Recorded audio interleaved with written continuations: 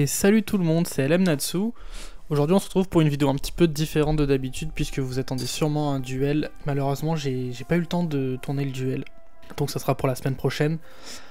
Aujourd'hui on se retrouve pour une vidéo un peu spéciale puisque je vais vous présenter une quinzaine de cartes qui sont des références à des personnages de l'anime Duel Monster. Donc on va commencer avec une carte qui est une carte exclusive à l'anime, qui est le joueur légendaire. Donc le joueur légendaire existe chez nous, mais l'artwork est différent de celui utilisé dans l'anime. Donc je vous affiche celui qui est utilisé dans l'anime où on reconnaît clairement Papi Muto, et que c'est une carte d'ailleurs qui est jouée par le personnage dans l'anime. Ensuite, donc faisons un petit tour par les protagonistes. Kaiba, pour donc Seto Kaiba, le maître des dragons blancs aux yeux bleus.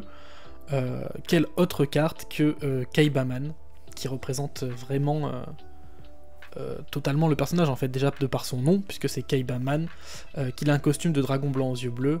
On sait que Kaiba adore les dragons blancs aux yeux bleus, qu'il a plein d'objets dérivés en rapport avec ceux-ci. Il a carrément un parc d'attractions dragon blanc aux yeux bleus. Et surtout Kaibaman, qui est donc un personnage qui finira par faire une apparition dans Yu-Gi-Oh! GX. Ensuite, pour le meilleur ami de Yugi, pour Joey, c'est une carte qui est sortie récemment, le Spadassin des Flammes combattant, qui est censé représenter Joey lors de l'affrontement le premier affrontement de Yugi contre Bakura, où Joey est enfermé dans sa carte Spadassin des Flammes. Ensuite, pour le GOAT de Yu-Gi-Oh! Duel Monster, qui est beaucoup trop sous-coté, j'ai nommé Tristan Taylor. Il y a tout simplement le singe acrobate, qui est une carte qui sera en lien avec le personnage durant l'arc de Noah, puisque Tristan sera tout simplement enfermé dans cette carte. Donc là, on reconnaît clairement au niveau du visage, de la forme, de la coupe, etc., le personnage de Tristan. On va pouvoir aller vers des personnages qui vont être un peu plus liés à Duelist Kingdom et qu'on va voir rapidement. Mako Tsunami, qui est un personnage que moi j'apprécie particulièrement, qui apparaît sur la carte le Pêcheur Légendaire 2, puisqu'on sait que le Pêcheur Légendaire est le père de Mako Tsunami, donc voilà, on reconnaît clairement le design de Mako sur cette deuxième version de la carte.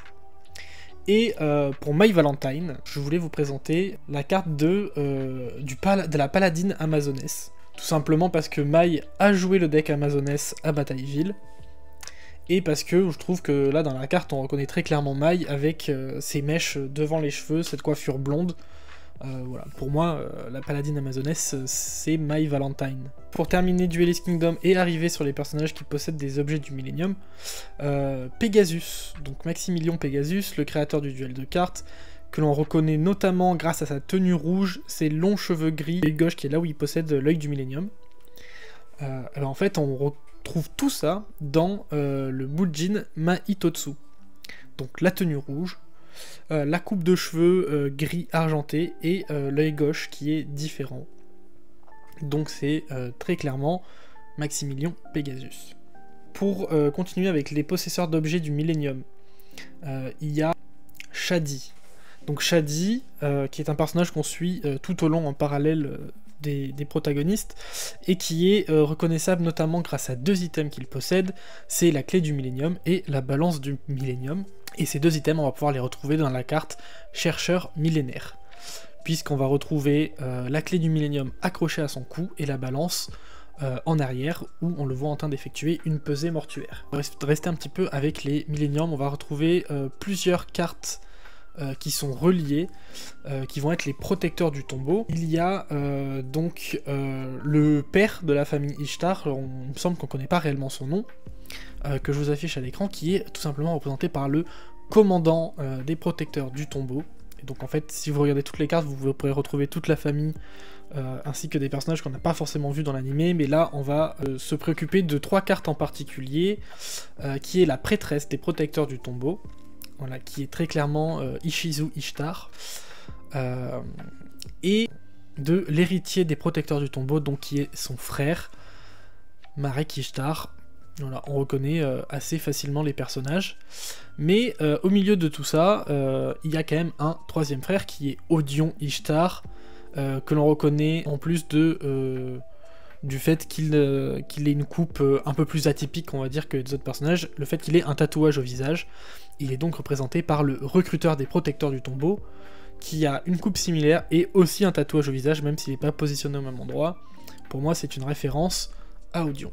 Toujours dans les protecteurs du tombeau, on a un personnage qui ne fait pas partie de la famille Ishtar, qui est Bakura, et précisément la version roi des voleurs de Bakura, de l'Égypte antique, qui est représenté par l'hérétique des protecteurs du tombeau.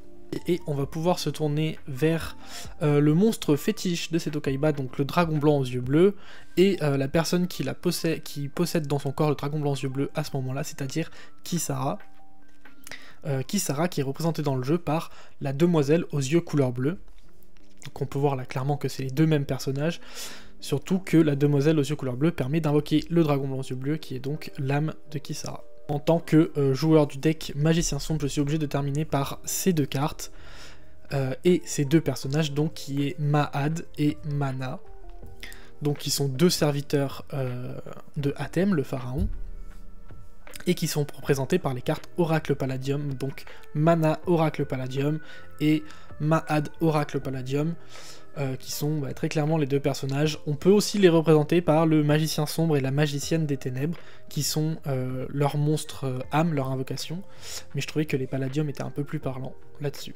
Donc on se retrouvera la semaine prochaine pour un petit duel rétro. J'espère que cette vidéo vous a plu, n'hésitez pas à liker, commenter et vous abonner, et je vous dis à bientôt, des bisous.